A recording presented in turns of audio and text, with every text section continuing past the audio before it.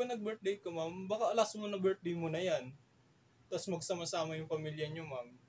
Dapat ganun, ma'am. Ma'am, good evening po.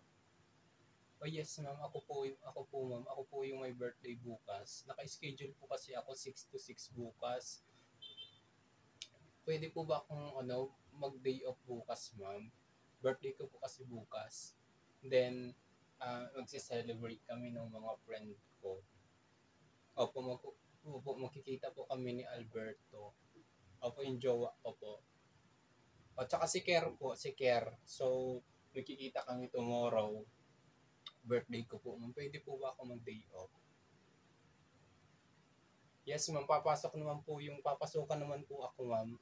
Opo, papasukan po ako bukas. Tapos ngayong gabi papasukan din po ako. Then bukas, papasukan ulit po ako.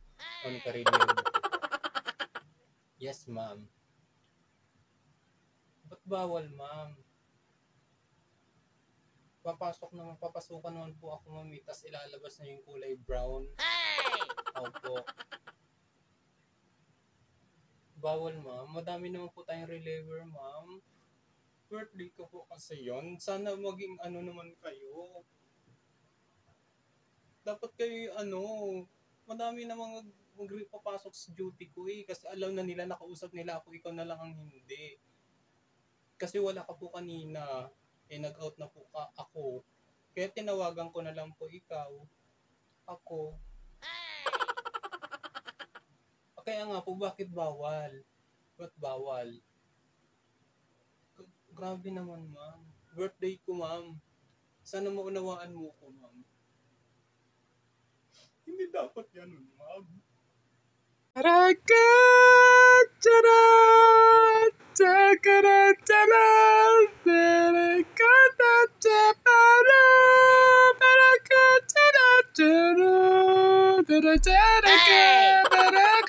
Birthday ko eh.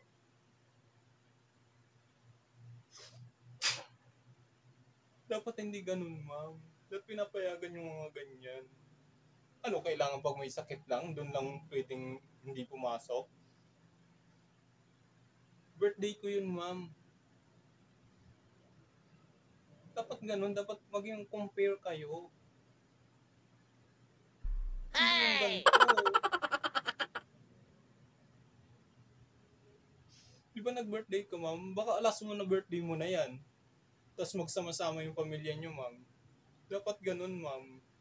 Hindi tama yung ganun eh.